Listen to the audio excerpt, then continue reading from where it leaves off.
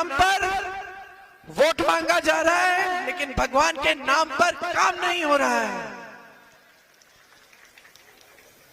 आज तुम्हारे पेट को भरने का कोई साधन ही नहीं है।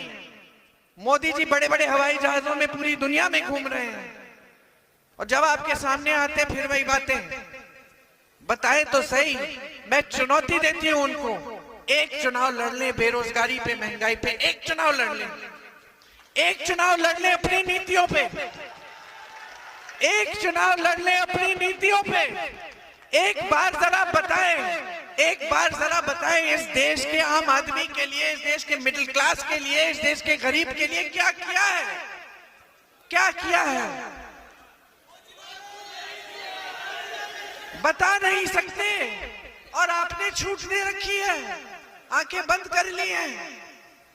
मैं किसी महिला के घर जाती हूँ, कहती है नहीं दीदी पानी नहीं है, बिजली नहीं है, सड़क नहीं है, बच्चों के लिए शिक्षा नहीं है। मुझे मालूम नहीं आगे क्या करूंगी, मजदूरी कर लेती हूँ, थोड़ी सी कमा लेती हूँ, थोड़ा सा कमा लेती हूँ। मैं पूछती हूँ वोट किसको? उसी विधायक को जो 3 बार वोट कर रही हो तुम। क्यों? कहती है दीदी धर रहे हो उन्होंने भगवान के नाम। भगवान के नाम?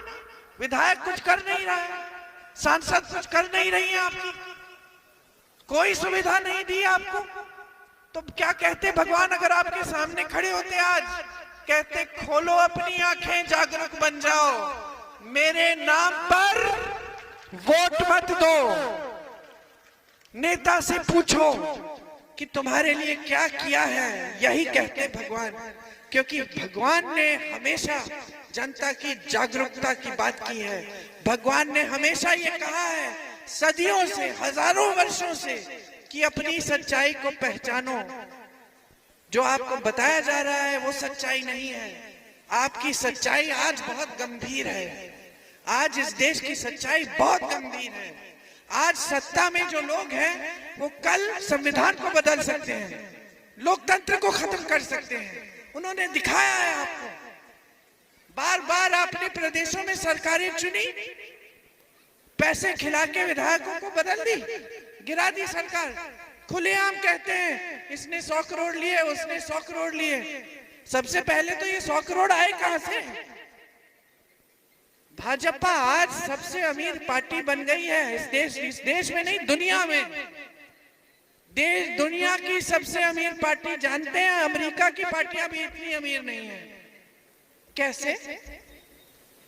70 सालों से ये देश आजाद था, 55 सालों से कांग्रेस की सरकार रही, 55 सालों से सरकार रहती है, लेकिन कांग्रेस पार्टी इस देश की दुनिया की सबसे अमीर पार्टी नहीं बन पाती। ना कोई प्रयास किया उसे बनाने का। ये लोग हमें भ्रष्ट कहते हैं, हमारी पार्टी को भ्रष्ट कहते हैं, हमारी पार्टी को धर्म विरोधी कहते हैं। और भ्रष्टाचार की स्कीम कौन बनाता है? मोदी जी। बाकायदा स्कीम बनती है इलेक्टोरल बॉन्ड्स की, कि जो जो चंदा दे रहा है उसका नाम गुप्त रहना चाहिए। क्यों? क्योंकि किस किस से चंदा लिया। जब कचहरी में बात आई, न्यायाधीशों ने कहा सूची निकालो। क्या पता चला? कोविड की वैक्सीन किस किस को मिली? हाथ ऊपर करिए, किस किस को टीका लगा? हमें भी लगा। लगाना नहीं चाहती थी, लग गया। 2 लगाए। प्रमाण पत्र भी मिल गया मोदी जी के चेहरे वाला, सबको मिला।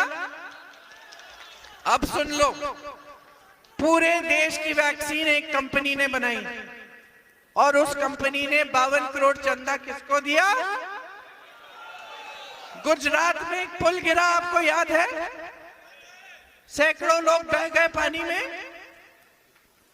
उस कंपनी ने, जिस कंपनी ने पुल बनाया, किसको चंदा दिया बताओ? धन्यवाद।